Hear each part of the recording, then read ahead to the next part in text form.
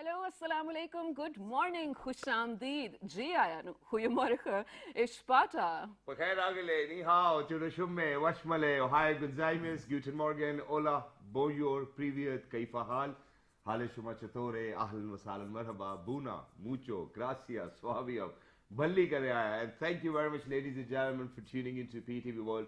You watching World this morning. And yes, it's our favorite day, ladies and gentlemen. It happens to be Friday, so we want each and every one of you to remember us, our entire team over here at PTV World, and everybody else who you can remember in your prayers.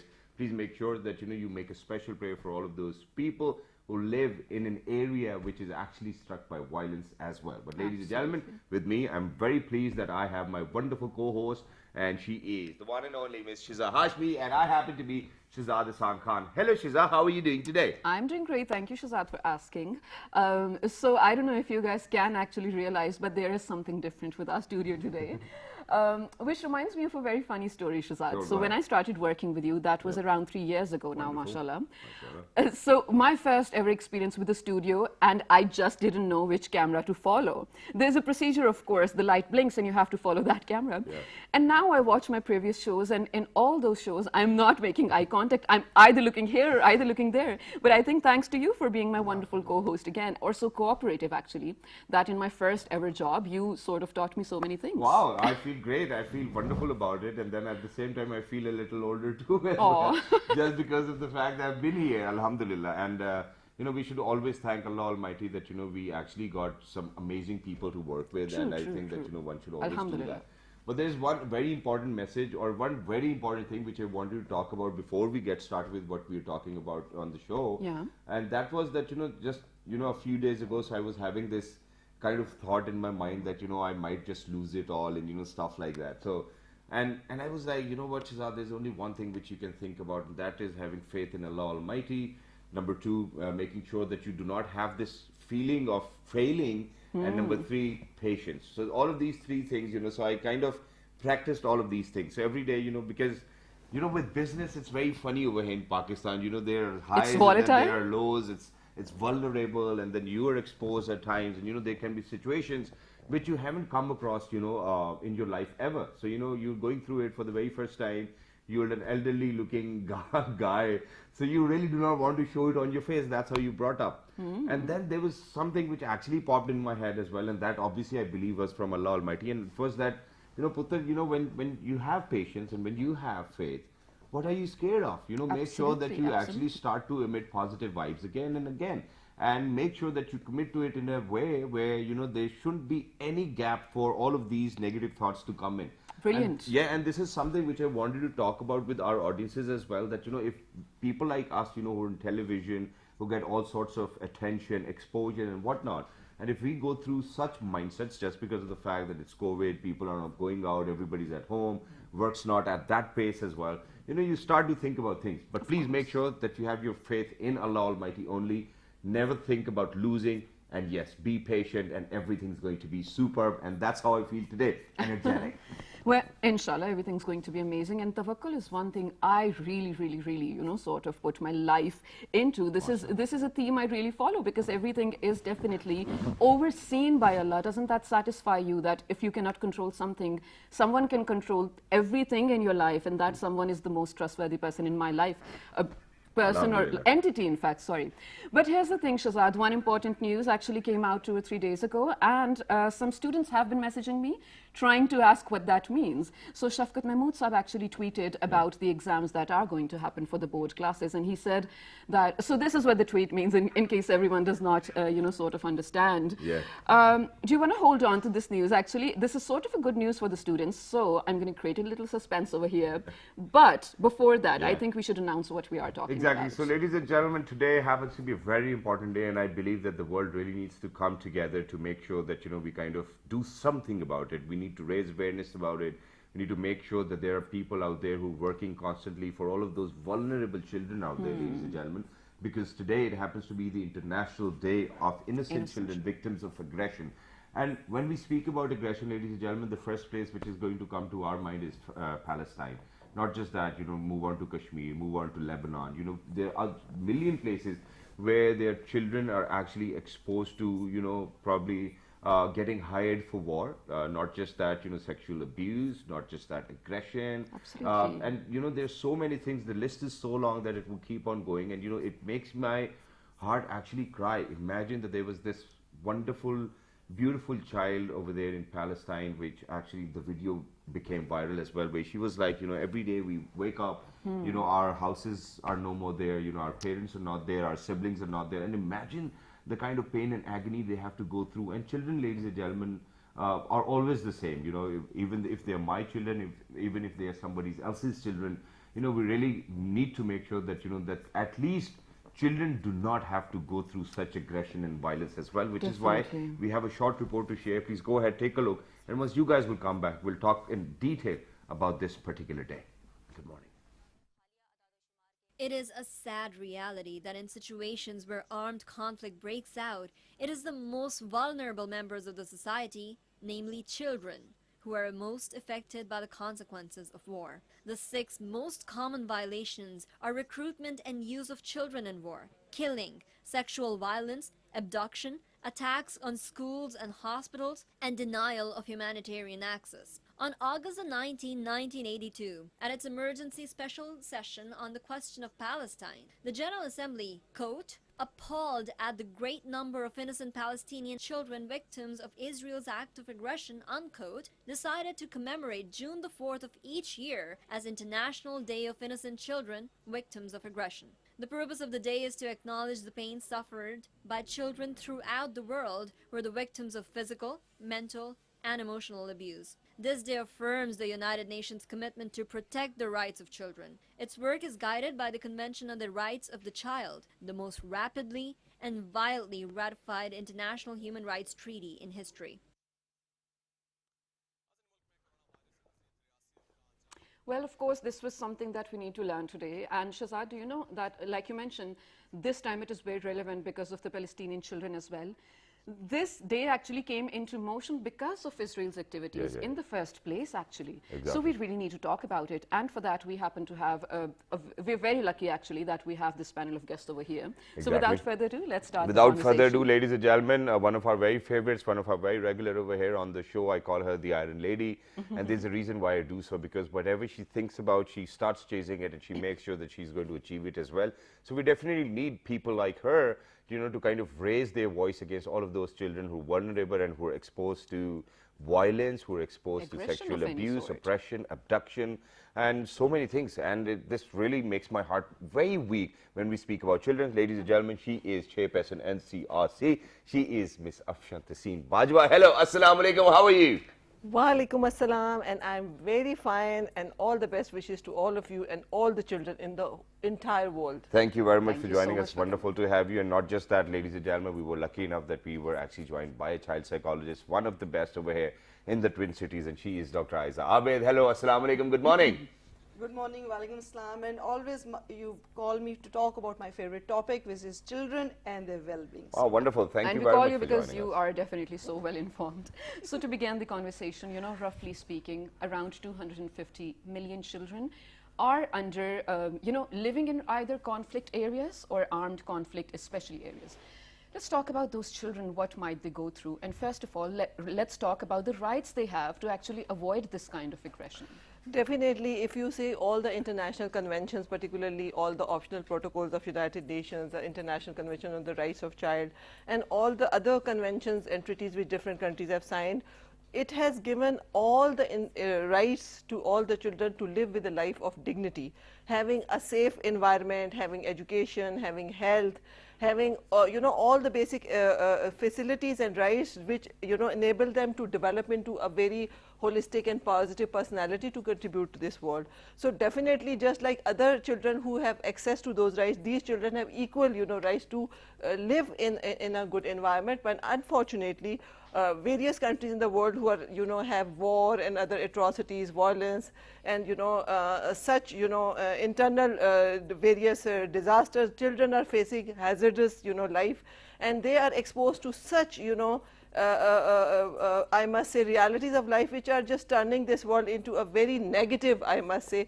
place for them. And they are facing all types of traumas, not only the physical violence but the emotional violence, the psychological impact on them, and they have no access to live a normal life in terms of a shelter, in terms of a place to study, in terms of a place to play, and they have been exposed to very bitter realities of life. And it's not only the physical thing they are facing, but then they are also exposed to all types of exploitation, sexual exploitation, commercial exploitation, labor, various types of labors they can be engaged into, because they are little beings and which are very easy victims of all sides of, and can be manipulated into different sides of abuses. So we have to talk about those abuses and impact, in terms of what it causes on those little children who cannot speak for themselves. Definitely. And Ms. Afshan, I think this is why you both are here sort of to speak on behalf of them, but please let me understand one thing.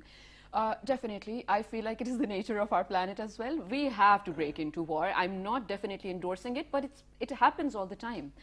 So there have been so many organizations, so many movements in place, or international humanitarian law for that matter. That civilians is definitely an umbrella term. Children specifically, why would warmongers go after children? Is it, to my understanding, to sort of eradicate the future generation? Or what is it? What comes to your mind? This war genocide is one of the, tools, sometimes, ethnic cleansing. So these are various tools they always use to just disturb the demographics and to easily make, demoralize all the adults, in that areas of conflict. And definitely genocide is one of the factors. So we have to take it into consideration, because that is the future of certain area, certain country. So definitely they attack it, because that is the weakest part of, of that And nation, because probably. the easiest part of that nation. And you take example of Kashmir, you take example of recent happenings in, Palestine, and where the Israel did not, leave even those children who were special children, who were not, I saw the yeah, video. and they did not even leave them, and they were attacked and they were erased. So these are the factors we need to discuss, because if there are all these international instruments, United Nations General Assembly, Security Council, first, what are they for? Exactly. So normally they have to work more on the prevention side, but what happens is they only are more active on the relief side. Once all the disaster takes place, all the killings is there, Aid will be there. all the cities are displaced, they are migrants, they are leaving, they are living in shelters, having no access to water, to place to live, to food, to security, anything. And then there is a relief force all over the world by United General Assembly that is active. Why not the prevention, component Or of that probably a United prevention General force, Assembly I should believe. be definitely, and NATO is there. Then, but I must say that there is need to have an action before that. I think Why a day- countries do that? I think a day 100%, of such sort in the 100%. first place is probably an eye-opener for all of those organizations who are working for the protection of children in the first place. For all of those people who are out there, you really need to do something about it, because it's not that, they're only attacking children. I mean, I want to look at it in the same way as well. Even if it's grown-ups here, even if it's elderly people, even if it's women, even if it's men, it's life we are talking about. We're talking about a little bit of humanity which should have been there, and people should have talked about it as well, where, there were attacks on hospitals and schools as well. So imagine that, if a kid is going through such emotional trauma, mental trauma, and physical trauma, what will they become once they're going to grow up? So this is something which I would want Dr. Aiza to talk about. Imagine that there's this 11-year-old girl who's talking about, we don't know where to go to, every other morning we wake up, we do not have our houses, we are displaced, our siblings are dead. Imagine the kind of emotional, physical and mental trauma they're going through, and what's going to happen to them. Shahzad, actually this is the kind of thought which makes people like us stay awake, and we literally shiver. The thing is that security, your personal security is the most important thing, and second is the trust in human beings. But in armed areas where armed conflict is taking place, it's a systematic destruction of that population. So they are basically taking away their shelter, their homes, their access to health and education. So when these children, I would like to take you back to a little earlier stage. For instance, when children are born, they are preterm babies, they may be with early problems in the early life. Okay. So it starts from there. They are living high toxic In an environment. Yeah. and they are always in a state of stress. So the stress never goes away. And this is the ultimate stress, that when you all your safe space, your house, your home, your primary caregivers, they are taken away. It actually shatters you a lot, and it scars you for life. So Definitely. for children who are the victims of such armed aggressions, it's not just like Afshan said, that it's over when the conflict is over. No, it's never over. It's a lifetime, because the mental health and the physical implications are just continuing. So we are looking at PTSD, we are looking at anxiety, we are looking at For the depression. rest of their lives. For the rest of their lives. Little children, they are unable to verbalize, so they'll be crying, they'll have a lot of psychosomatic symptoms, pains, headaches, they don't know. One thing we all laugh about is the reenactment of play, like playing over a bomb and using armed weapons. It is actually the reliving of the trauma. Imagine. But as the children grow up, what happens is that they can't understand, so they turn towards substance abuse. Yeah. And that then that's also very difficult to take them out of it, because the coping mechanisms now, you just can't give them that much psychological assistance or humanitarian assistance, because their whole life circumstances, you are not helping change. For imagine the Palestinian children, the Kashmiri children, nothing has changed really. And you know what, even if we have to draw a picture, ladies and gentlemen, take it this way. You know, I believe that everybody out there might have watched this film with the name of American Sniper. You know, so there was this guy who actually used to go to Afghanistan, you know, in war-struck areas, where he used to kind of aid his other fellows, you know, and sit on the rooftop and would take headshots of people, God forbid, if they thought were terrorists. So imagine that that guy went on different missions, 5 or 10 different missions, and towards the end of his career, you know, he was mentally upset, because he had shot so many people that he wasn't actually living a normal life. And then he was shot by another person who actually went into war and then couldn't recope, and you know, so all of that, you know, mental illness actually came back as well. Imagine that people who are killing people are not perfectly well. You know, they are getting ill, they are getting mentally sick, and then there are psychologists and psychiatrists coming in for people who are coming back from a war-struck area. Imagine the people, you know, who live in that area, what will they go through? I don't think that there's anybody who are actually thinking or talking about them as well. But I want to move back to Ms. Afshan. And now, ma'am, when we talk about the Sustainable Development Goals, and, you know, I really fell short of words that, you know, imagine that this is what the world is talking about, and yet we cannot come together for that vulnerable part of our society as well. So the SDG says that we need to give children as a secure and a better future. Imagine where, you know, there are hospitals being bombed, where there are schools being bombed, where there are, you know, places or homes being bombed. What kind of secure future are we looking at? Even if we talk about Sustainable Development Goal, what kind of goal are we even talking about? That's what my question is. Like, you see this SDG 16.2 framework is there. Then if you talk about CRC, the Article 32 tells you about all that. Then if you see ILO Convention, Article 182C tells you about all that.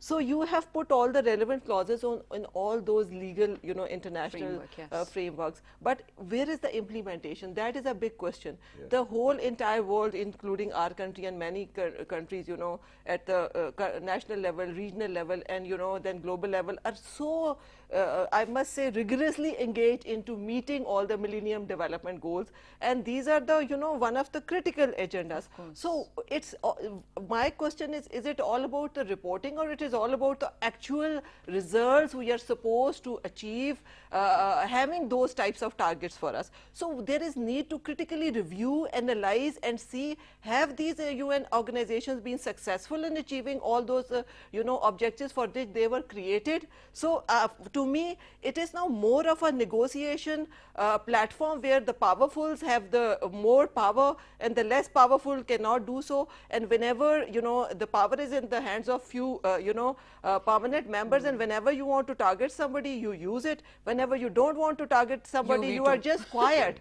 You know, the Myanmar and other certain countries, you get such statements. Israel, you had certain statements, and then there are various countries, including Kashmir, and see the Palestinian peoples. And then there is just, the world is quiet, the countries are quiet. So this shows that their own personal vested interests are more dominant in terms of their economic interests, I must say, as compared to the humanity. So was that platform created to use it as a tool, you know, or was it created to, you know, exercise humanity all over the world, to have peace, to have stability, to have opportunities of economic growth, social growth, so that, you know, the countries can coexist and there is no discrimination, you know, around the globe. So this is a big question we always should be asking. So where this UN, you know, platform is heading towards when we have to do so many efforts, and still sometimes there's a deadlock.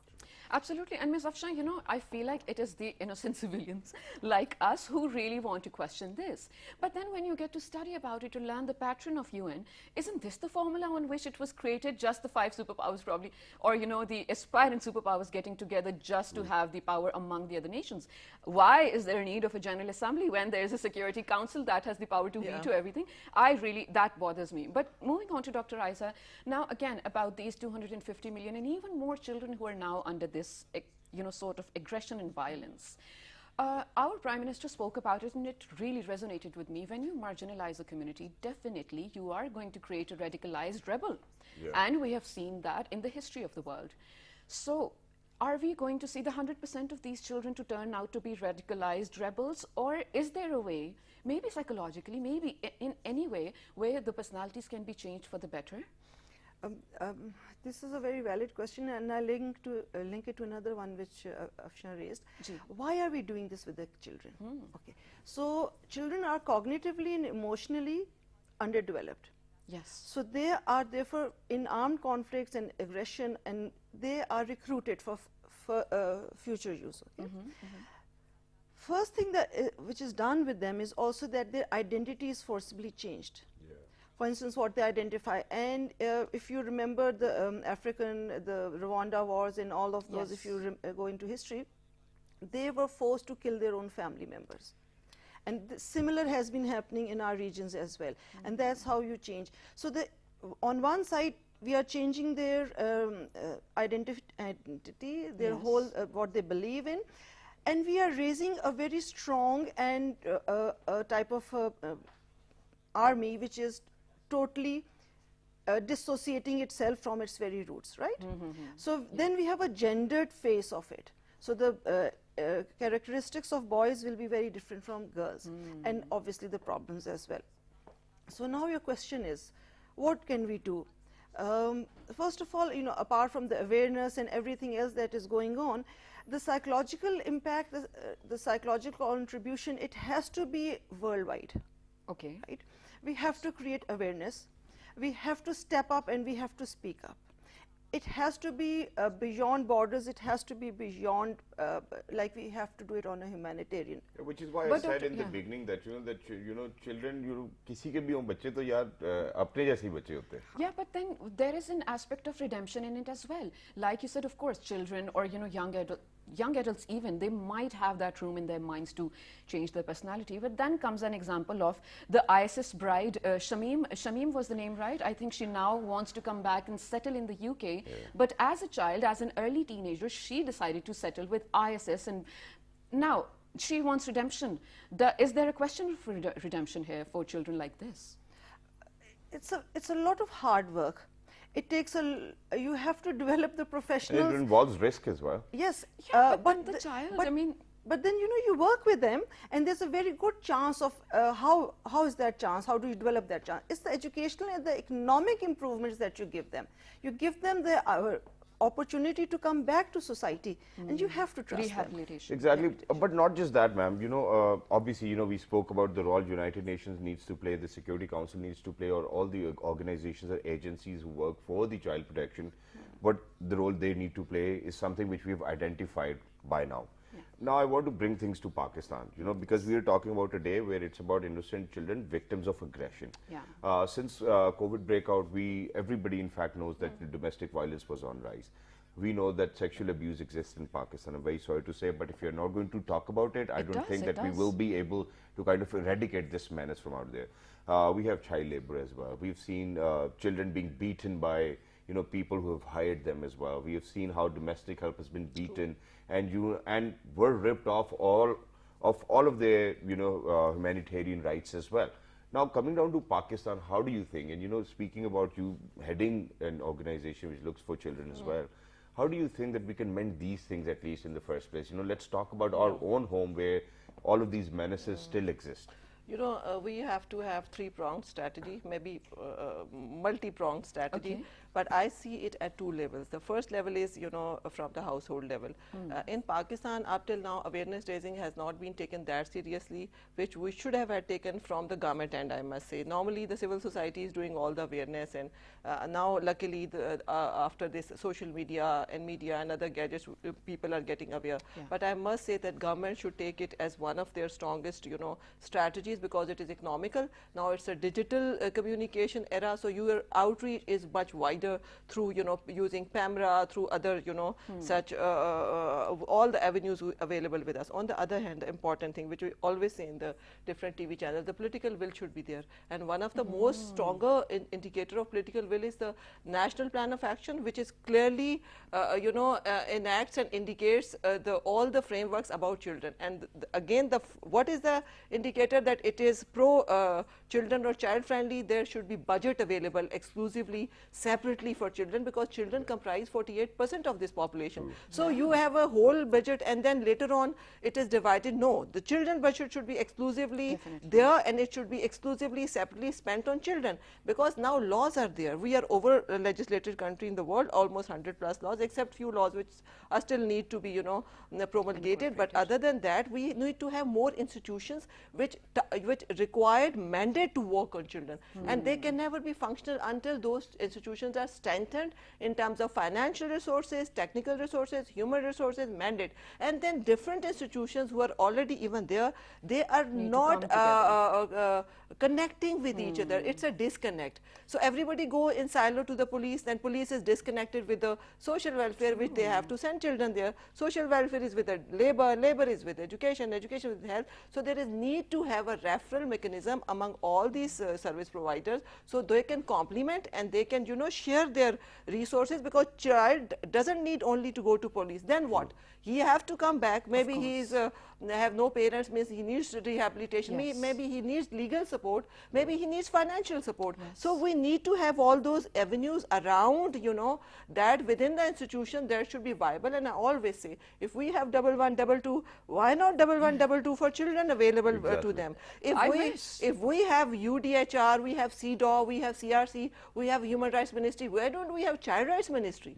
So we need to think from those aspects. If the base is there, definitely the building will be very, you know, that's wonderful, pro friendly. Thank you very much, ma'am, for saying that as well, because, you know, while you were talking about it, it made me kind of think about, you know, imagine that, okay, sending your kid to kind of file a complaint to a police station in Islamabad. I think I can agree to that, but probably somewhere in Punjab, I will never send my kid to a Punjab police station as well, no matter what happens, because but it's Shahzad, totally based on experiences. I'll interrupt you. Will you send your child to a mass protest? And that's what I want to add, because when we are not regulating homes, these children, you see the videos of riots, of anything, it is underage children. So we need to get them to stay in the home. Exactly, and thank you very much for mentioning that as well. And for everybody who's out there, ladies and gentlemen, please make sure that as much as you can look after your kids, please make sure to do so. Give them that confidence that, you know, that they can face the world. Give them that exposure. It's truly your responsibility. And if you cannot look after your kids, make sure that you do not bring them to life, number one. Number two, for all of those kids who are actually very happy that their exams actually got postponed, guys, hey, you know what, you really need to think about it, because even next year or the year after that, you will eventually have to be appearing in those exams. You're wasting a year. Please make sure that you do not put that pressure onto the government, because you have to study, you're going to lose a year. Don't do that. Absolutely right. Now, ladies and gentlemen, we're heading to a very short break. When we come back, we have something else that we need to talk about. I can tell you. Pakistan. Oh, you want to tell right now? Yeah, because, you know, when we talk about children, ladies and gentlemen, children really need to nurture in an environment which That is is healthy. really friendly and healthy for them. Absolutely. So we'll see you after a minute, inshallah. Let's do Stay this. tuned. We're going Good for a break. Don't go morning. anywhere. We'll be right back.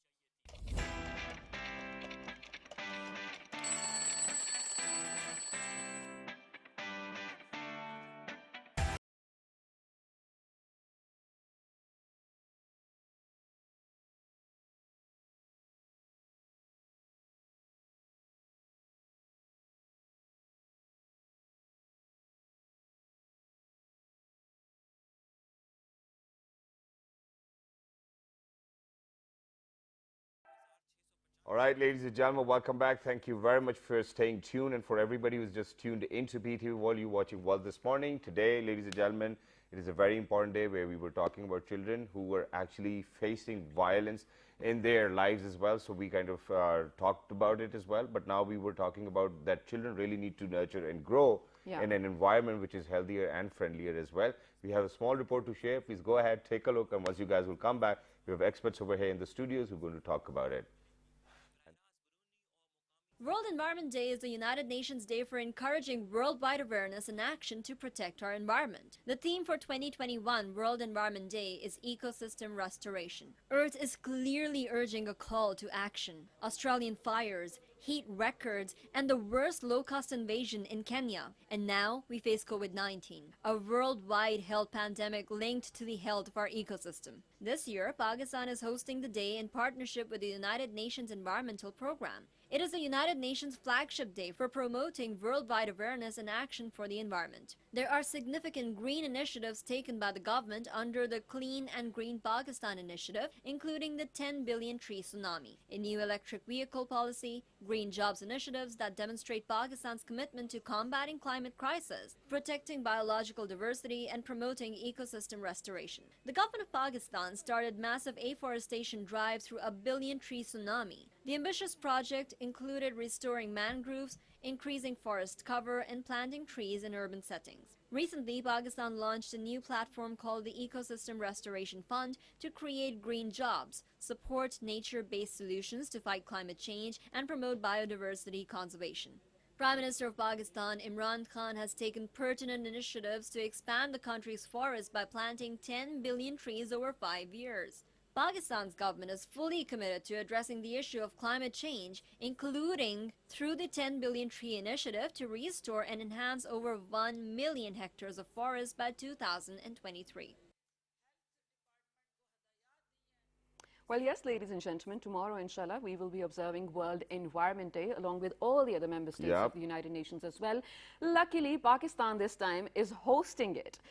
There are so many areas that we need to talk about because I feel like it's such a big feat for Pakistan, first of all, to be hosting this and then proving that it has definitely left a name in the world for taking steps to improve the, well, environment in itself. Exactly. And, restoring ecosystems for that matter. Yes. So without further ado, let's... without further ado, but there's a reason why Pakistan is actually hosting, because now Pakistan is alhamdulillah at the forefront as well and the world recognized, and there's a reason. Because first of all, PTI took initiatives, Mr. Imran Khan took initiatives of a billion tree tsunami, then it went down to 10 billion trees as well, and they've done quite a lot. Not just that, we have our own electric vehicle policy, then we kind of when we talk about it, there's ban on plastic bags. Well, it was, I know that it is within the federal capital so far, but yes, we are trying at it as well. And then we have Recharge Pakistan program as well, and then there's solar panel coming in, and I think that there's more of awareness about the environment over here in Pakistan now when it used to be, for example, if we go 5 years back as well. So without any further ado, we have experts over here in the studios with us. Ladies and gentlemen, very quickly, she happens to be an environmentalist. She was here just a few days ago as well. She is Miss Mareem Shabir. Hello, assalamu alaikum, good morning. Hello, good morning. Thank you very much for joining us, and it's wonderful to have you. And alongside Miss Mareem, ladies and gentlemen, we're lucky that we've actually been joined by somebody who happens to be a senior fellow in IMA Affairs. He is Dr. Khabar Javed Iqbal Sahab. Hello, sir. Assalamu alaikum. Good morning. Hello. Good morning. Thank you very much for joining us, sir. Dr. Sahab, we'll start our conversation with you. How do you look at the significance of this day, Pakistan being the host, tomorrow, inshallah, and, being at the forefront where we are the flag bearers of changing the environment and making it healthier for ourselves? Thank you very much. You know that environment is deteriorating day by day. And it is not over a period of time, or it's not happened over night time. Yeah. It has a history, and history is linked with the mankind, its development and the industrial era in the Anthropocene age. Okay. But we started alteration in the environment with our own lifestyle, with disturbing the ecosystem overall.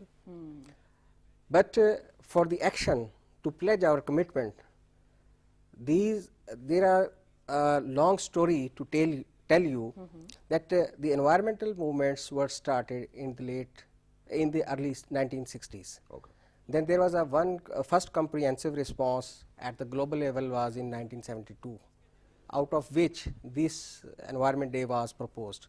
And first was celebrated in 1974. And the purpose of this was only to advocate or to revitalize our commitment towards our actions, what they are speaking about, that we are causing adverse effect on the environment, while we need to have our own actions or our commitment to contribute towards the solution strategy. Definitely, Over a period of time, we have deteriorated our environment, but it's a time to have collective effort to rehabilitate and restore our environment. Dr. Sir, just to add a small thing to that, then you can continue with your discussion. You said that we have deteriorated our environment. Is there a reverse program that we can hop on, or is it just like safety now? Can we really reverse the effects that have already happened? Yeah. All of them?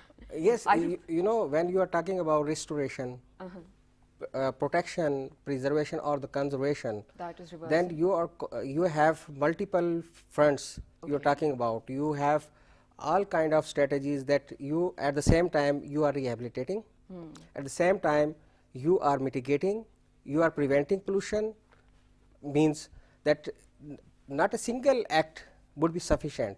You have to prevent, like for example, if solid waste is there, you have to look into its generation component, you have to reduce its generation, you have to change your lifestyle. We have single plastic issue, so we need to address that issue on war food basis. Some issues are becoming, you know, more serious, while some are on the nascent stage.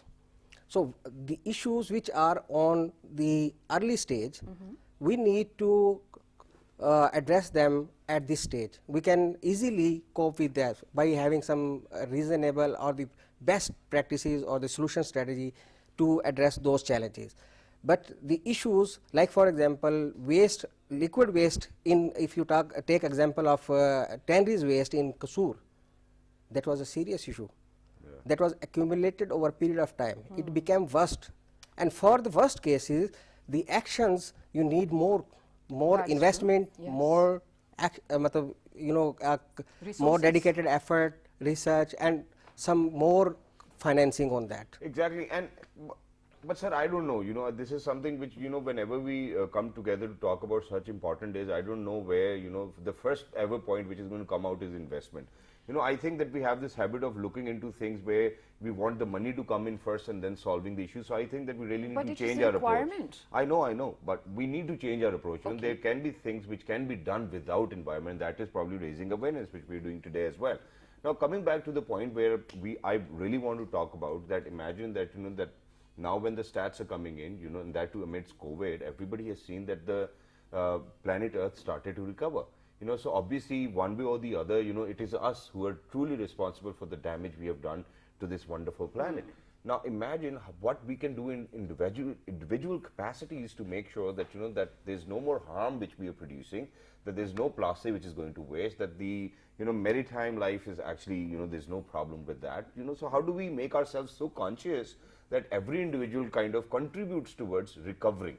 So I'll just add one point to your point that you were talking about money. So I think 10 billion tree tsunami is such a project which doesn't involve a lot of cost. Yeah. It has provided actually jobs. And that's what my point and under is. that, under another program, mangrove restoration program, it has also created job opportunities. Yeah, And green you jobs. must have heard that government has also floated green bonds in the market, and it was oversubscribed in a day, over 500. Yeah. Wow. So it is creating actually jobs. So it was right. So in individual capacity, there is a lot needs to be done. Like we ladies and gents, what we can do is that we can do less shopping, because production of cloth requires a lot of water, and untreated water by the industries also goes into our field and ultimately into our groundwater. So there is a lot that we can do in individual And capacity. this is such a small thing, no one ever thinks about it. Yes, but our But they do think industries, about getting industries and its ads and everything, and that business is so conventional convincing that we do shopping every season with latest collection, and I think consumerism is one thing which is very less talk about. Definitely, sustainable yes. lifestyle, which has very great negative impact. And we have on our tons and tons environment. and gallons of water wastage as well. We need to talk about that. We need to come up with smarter systems where we're saving water. But now, since we talked about that, Pakistan will be hosting, and there was a reason why Pakistan is hosting electric vehicle policy, the restoration process, and 10 billion tree tsunami as well. Now, what are those other projects which come to your mind when we talk about recovering our Mother Earth as well, and when we talk about the restoration of the ecosystem? What are those other simpler projects which we can kind of induce within the system, and the world will heal? Because we are vulnerable. I mean, within China and India, such hugely industrialized areas. And our contribution comes up to I some know. 0.01 or 7%. That's it. Yeah. but it's so small. So what can we do?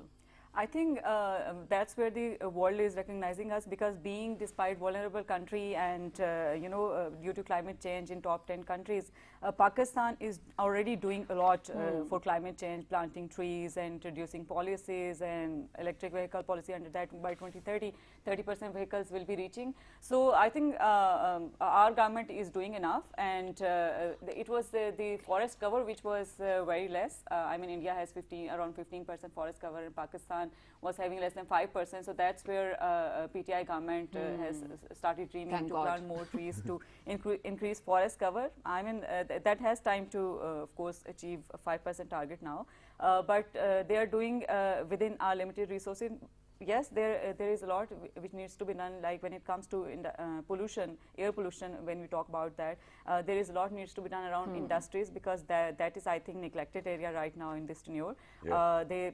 Industries should submit their waste management and treatment plans, and they should also introduce environment-friendly technology in their emission processes. And I think there is a lot of done, because there are 8 ecosystems. Which really needs recovery and restoration. Wow. So a lot needs to be done. So which is why I'm going to move on to Dr. Saab over here. So Dr. Saab, first things first, how can we do that? How can we inculcate all of these things in our systems? What initiatives need to be taken? And there was an initiative taken yesterday, and that too in reference to green bonds. There was an MOU which was signed as well. Please tell us about that. Oh, okay.